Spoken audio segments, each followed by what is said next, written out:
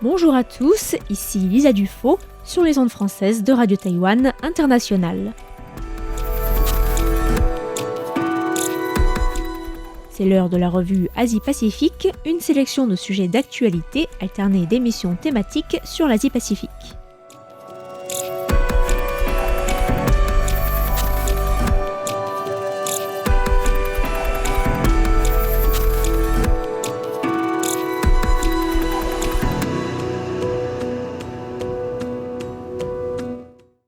Bonjour à tous et bienvenue dans la revue Asie-Pacifique de cette semaine.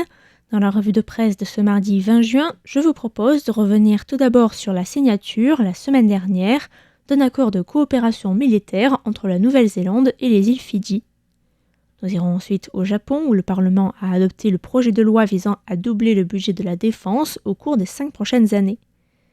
Philippines ensuite, puisqu'on évoquera un raid de l'armée qui a abattu la semaine dernière le chef de l'État islamique pour la région d'Asie du Sud-Est,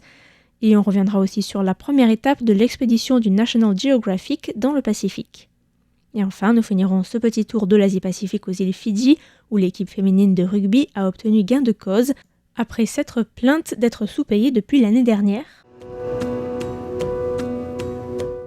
La Nouvelle-Zélande et les îles Fidji ont signé mercredi dernier un accord de coopération militaire visant à approfondir le partenariat des deux pays dans le domaine de la défense.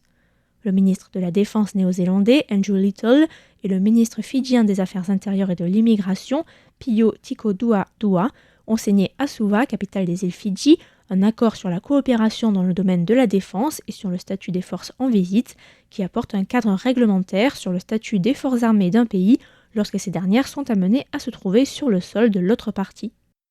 L'accord en question, long de près de 40 pages, couvre notamment le soutien logistique, les échanges d'informations et de renseignements, la formation militaire, qui soit unilatérale ou conjointe, mais aussi l'aide humanitaire ou l'aide en cas de catastrophe naturelle, ou encore les visites, les échanges et les exercices maritimes, aériens et terrestres entre les forces armées des deux pays.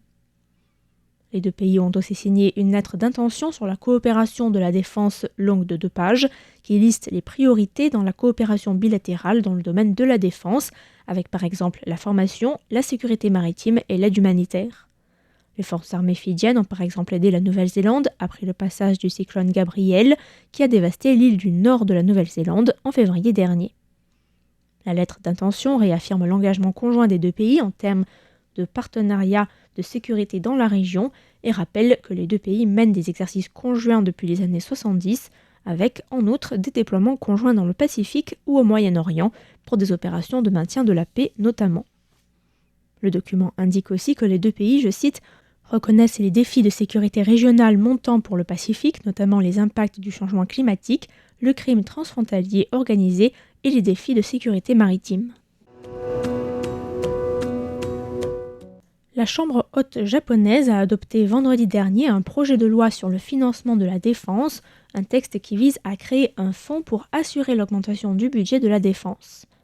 Le projet de loi, adopté par la majorité des parlementaires du Parti libéral-démocrate au pouvoir, faisait partie des priorités du gouvernement du Premier ministre Fumio Kishida, qui a annoncé en fin d'année dernière vouloir porter le budget de la défense japonais à 2% du PIB d'ici 5 ans, contre environ 1% aujourd'hui.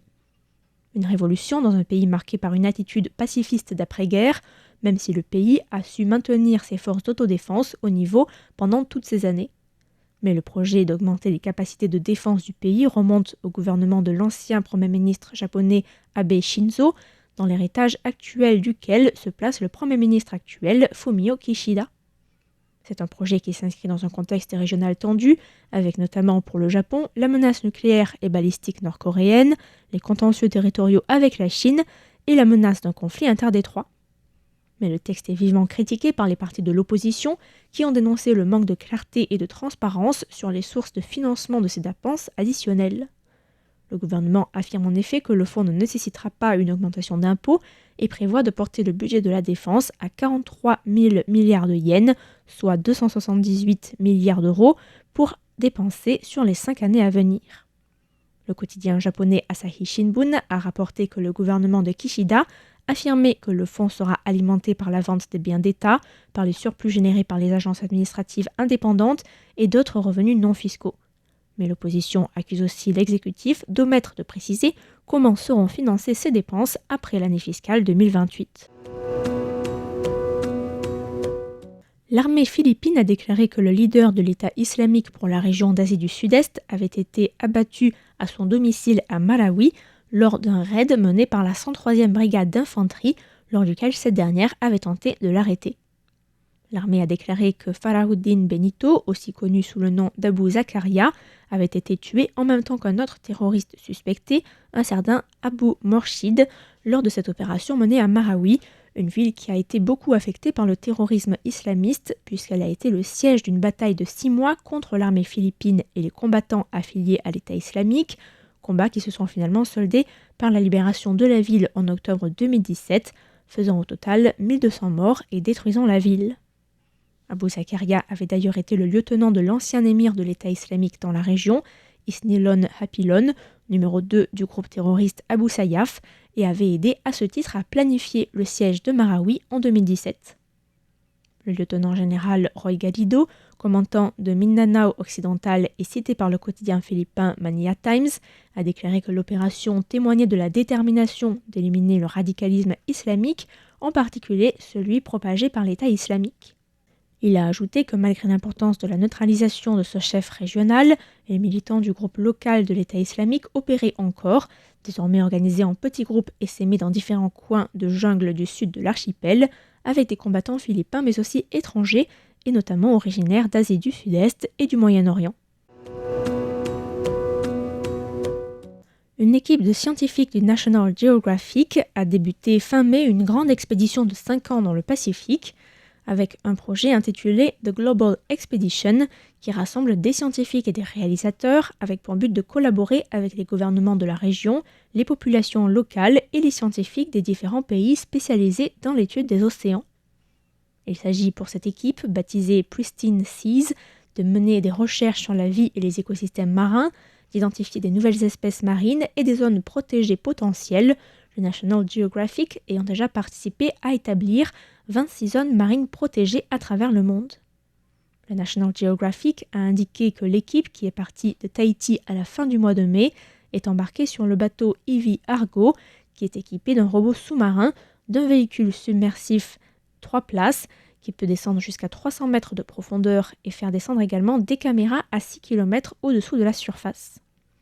Avec une première phase qui doit les amener à parcourir 6400 km d'ici 2023 à travers les îles Cook, Niue, les Palaos, les îles Marshall et les États fédérés de Micronésie, les membres de l'équipe vont enquêter sur les impacts du changement climatique, sur la perte de la biodiversité, sur la pollution plastique ou encore sur les conséquences de la surpêche.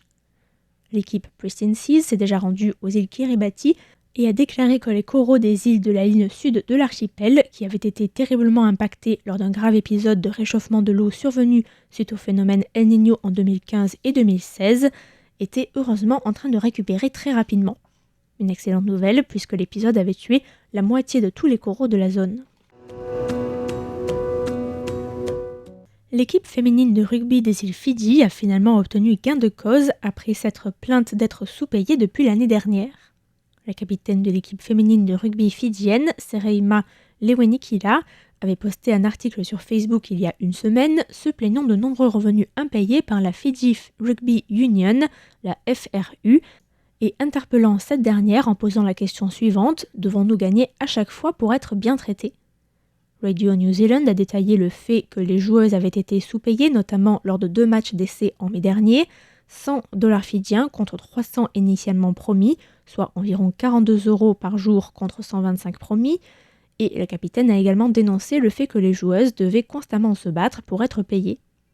Quelques jours plus tard, 2 autres joueuses avaient rebondi sur les propos de leur capitaine, accusant la Fiji Rugby Union de les avoir comparées avec l'équipe masculine et à exagérer leur victoire, tout en dénonçant une tendance qui, selon elle, consisterait à ne pas complètement payer les athlètes en cas de défaite.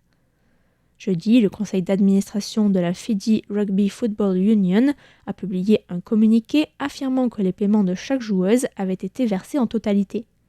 Mais finalement, le vendredi soir, dans un revirement drastique de situation, le président par intérim du conseil d'administration de la Fiji Rugby Union, Peter Mazet, a reconnu que ses propos étaient faux et a présenté ses excuses tout en reconnaissant que les joueuses avaient été sous-payées et que la Fiji Rugby Union leur devait toujours de l'argent depuis la Coupe du Monde de l'année dernière, tout en assurant que le conseil d'administration allait se réunir en début de semaine pour évaluer la situation et la corriger.